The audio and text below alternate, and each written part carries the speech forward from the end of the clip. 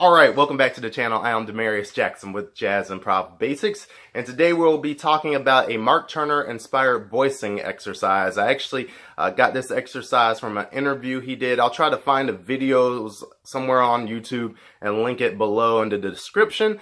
But this video was basically him going over some of the things he practiced, and with him being one of my favorite saxophone players, I figured what can it hurt? So without further ado, let's just go ahead and jump into it. Now, playing a single note instrument like the saxophone, flute, clarinet, trombone, whatever it may be that you're playing, multiphonics aside, a single note instrument. Obviously, we can't play more than one instrument or chords or anything like that.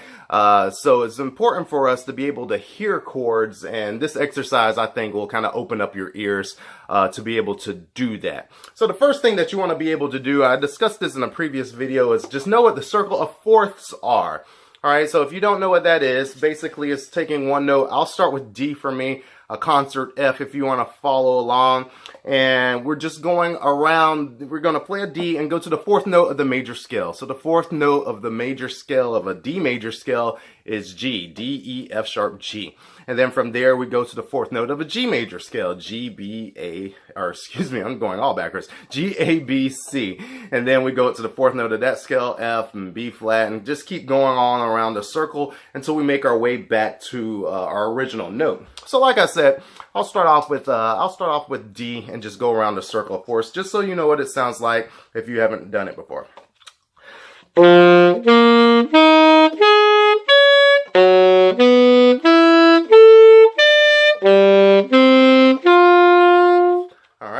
And that's all the notes around the circle of fourths. Now, this exercise that Mark Turner described, it speaks of, if you play any piano, we know the most common way to voice a lot of chords, or that so that we can hear what the actual chord is by playing the 1, the 3, and the 7.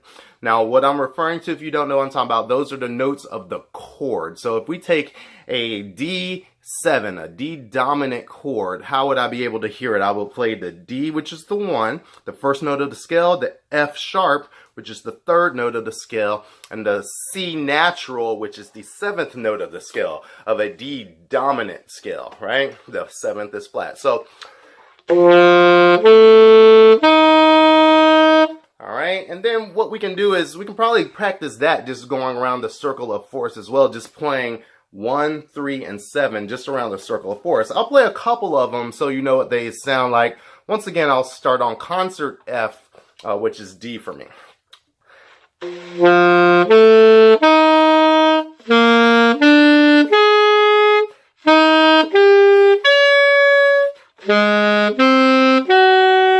And then we'll just keep going around the circle of fourths, and hopefully you'll be able to hear kind of that dominant tonality within that chord. Once again, it's just playing the 1, the 3, and the 7th, and we're dealing with dominant chords here, so that 7 is going to be flat. Now, I wrote down the exercise. Leave me a comment below. I'll write it out on Finale and link a PDF to it or something if you like to see it. I kind of have my my chicken scratch here, notes I take from when I listen to these interviews, and for me, I have to see things to learn it a lot of times. A lot of people pick it up purely by ear. I'm like a combination of both. Get in focus. There we go. Alright, so the exercise is just right like such, right? We're going to start off with D. And we want to have voice leading within our chords. So if you don't know what voice leading is, it's basically getting from one note to the next the easiest way possible. Now, minus everything, minus that very first note, once again, the tonic note, the 1, minus that note, we want to try to smoothly move from note to note. Alright, so the very first iteration of the exercise, you're going to start off with concert F, my D, and you're going to play the 1, the 7, and the 3. Alright? It's going to sound like this. This is in concert F. And notice I played it notes stacked on one another. 1, Mariah Carey finger. 7, 3. Right? And then I go around the circle of fourths. So the next note for my tonic, which was a concert F there, we go to the fourth note of that, which is concert B flat.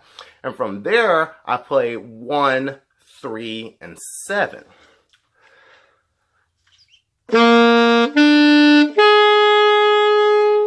right, so let's play it all together.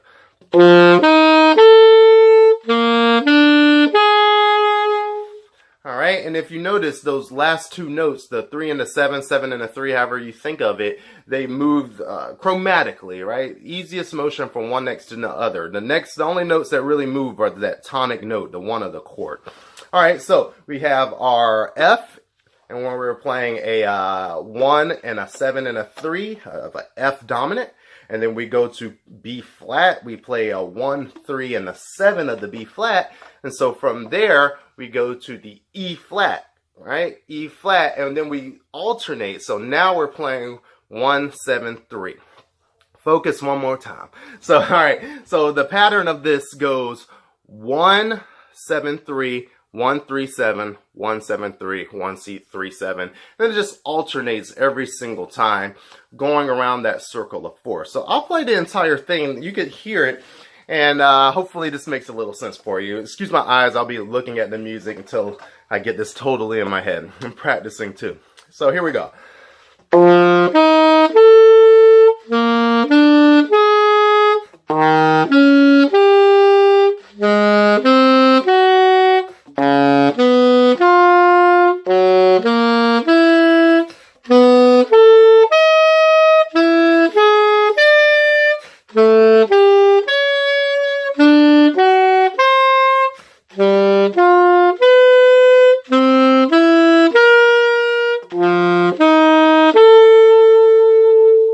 And then that ended up right back to the concert F that we started on.